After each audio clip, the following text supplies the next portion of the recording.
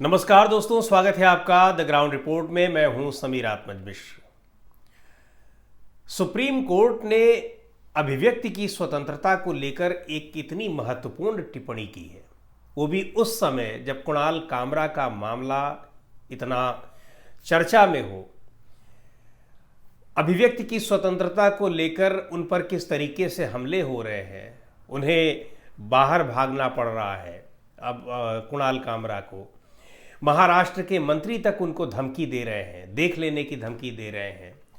इन सब के बीच अभिव्यक्ति की स्वतंत्रता को लेकर जो सुप्रीम कोर्ट की टिप्पणी है जस्टिस अभय ओका और जस्टिस उज्जवल भुइयां की पीठ ने, वो बहुत मायने रखती है और ये दिखाती है कि हमारे यहाँ अभिव्यक्ति की स्वतंत्रता को लेकर सुप्रीम कोर्ट कितना चिंतित है और वो इसको बार बार क्यों कोशिश करती है लोगों को बताने की, खासकर उनको बताने की जो इस अभिव्यक्ति की स्वतंत्रता के रक्षक हैं, लेकिन वो रक्षा नहीं कर पा रहे हैं, जिनके ऊपर इसकी रक्षा की जिम्मेदारी है, लेकिन वो खुद ही उसका उल्लंघन कर रहे हैं।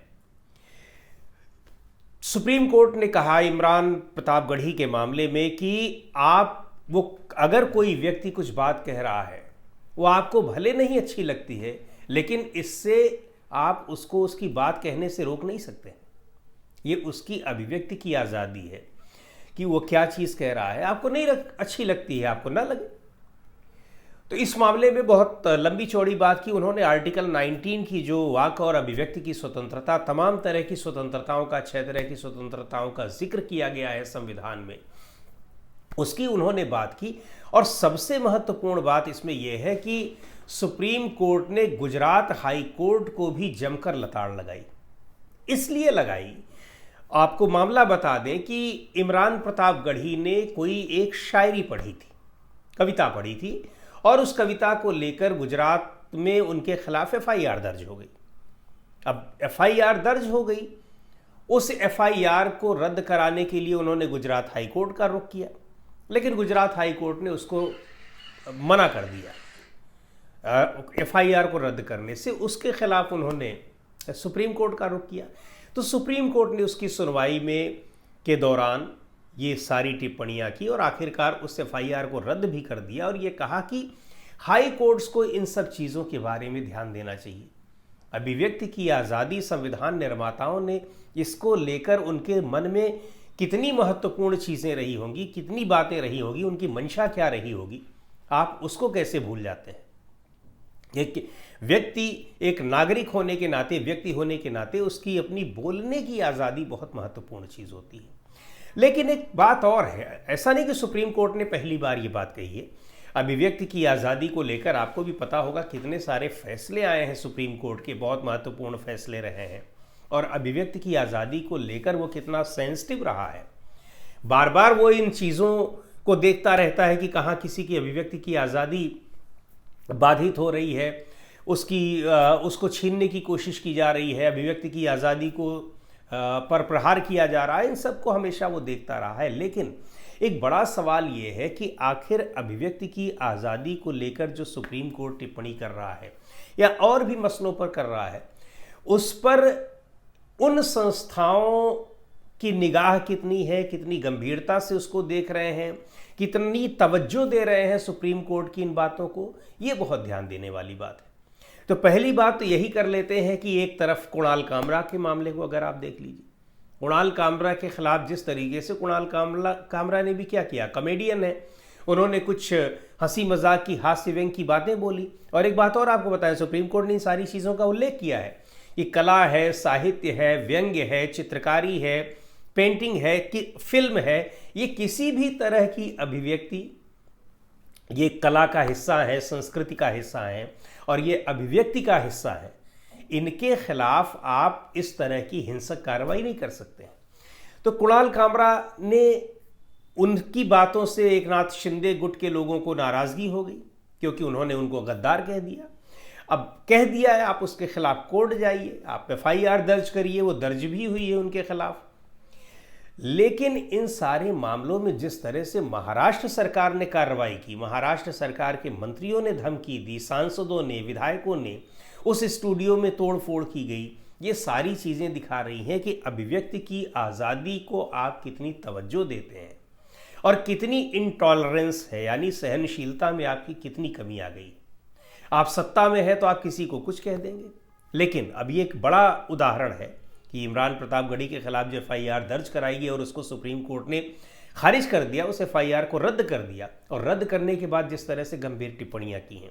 लेकिन ऐसी टिप्पणियां दूसरे कई मामलों में सुप्रीम कोर्ट कर चुका है, चाहे ED CBI जिस तरह से नेताओं के घरों पर आए दिन छापेमारी करती हैं, गिरफ्तार कर लेती हैं, लगातार उनको जेल में रखने की कोशिश करती हैं।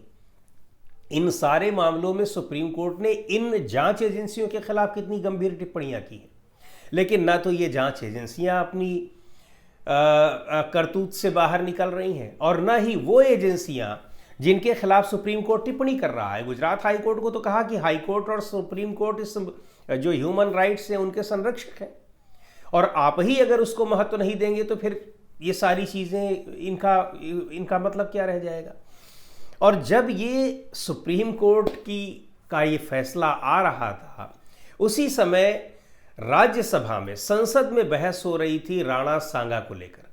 राणा सांगा के बारे में समाजवादी पार्टी की नेता रामजी लाल सुमन ने जो कुछ भी कहा, जो उन्होंने किताबों में पढ़ा था, उन्होंने अपने अध्ययन के आधार पर जो बातें कही थी, इतिहास की चीजें हैं, उनसे किसी को क्या आपत्ति हो सकती है। लेकिन आपको आपत्ति है भी तो उनके खिलाफ आप कानूनी कार्रवाई करिए।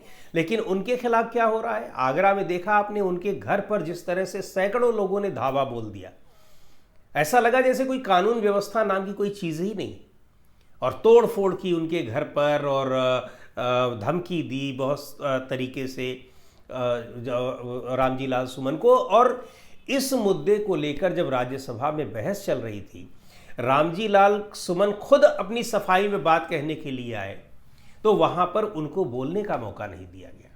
और दूसरी ओर जब ये मुद्दा उठाया नेता प्रतिपक्ष मल्लिकार्जुन खड़गे ने, कांग्रेस पार्टी के जो राष्ट्रीय अध्यक्ष हैं, तो उनकी बातों को भी नहीं सुना गया और शोर शराबा किया गया भारतीय जनता पार्टी के सांसदों की ओर से। यानी अभिव्यक्ति की आज़ादी की बात तो आप करेंगे, लेकिन अगर आपको पसंद नहीं आएगी तो आप किसी के खिलाफ कुछ भी कर देंगे। सत्ता में आप है तो उसको आप जेल में डाल देंगे, उसके खिलाफ कार्रवाई करेंगे, आपके समर्थक जाकर किसी के घर पर हमला कर देंगे, या आप किसी को जेल में बंद कर देंगे, आप धमकी दे देंगे। तो ये इस तरह की जो स्थितियां हैं, ये हमारा संविधान अलाउ नहीं करता। सुप्रीम कोर्ट ने यही बताने की कोशिश की, लेकिन लगता ये है कि सुप्रीम कोर्ट की इन बातों को संसद से लेकर और जो तमाम एजेंसियां हैं और तमाम जो दूसरी संस्थाएं हैं, उनमें किसी को इससे कोई फर्क नहीं पड़ता है कि सुप्रीम कोर्ट इस पर क्या कह रहा है। लेकिन सुप्रीम कोर्ट को भी ये देखना होगा कि संविधान में कही गई बातों को अगर कोई संस्था, अगर कोई सरकार, अगर कोई एजेंसी नहीं देख रही है तो उसके खिलाफ कितनी सख्त कार्रवाई की जानी चाहिए। क्योंकि अगर संविधान का कस्टोडियन है सुप्रीम कोर्ट, अगर सुप्रीम कोर्ट ये देख रहा है कि संविधान का उल्लंघन हो रहा है, तो उसको कठोर रुख अपनाना पड़ेगा, अन्यथा संविधान का मजाक इसी तरीके से बनता रहेगा। तो दोस्तों, आज के इस वीडियो में इतना ही। अगले वीडियो में फिर मिलेंगे एक नए विषय के साथ, एक नए मुद्दे के साथ। द ग्राउंड रिपोर्ट के यूट्यूब चैनल को आपने अब तक सब्सक्राइब न किया हो तो ज़रूर कर लें। हमारे वीडियोस को लाइक करें, शेयर करें और अपने सुझाव भी हमें ज़रूर दें।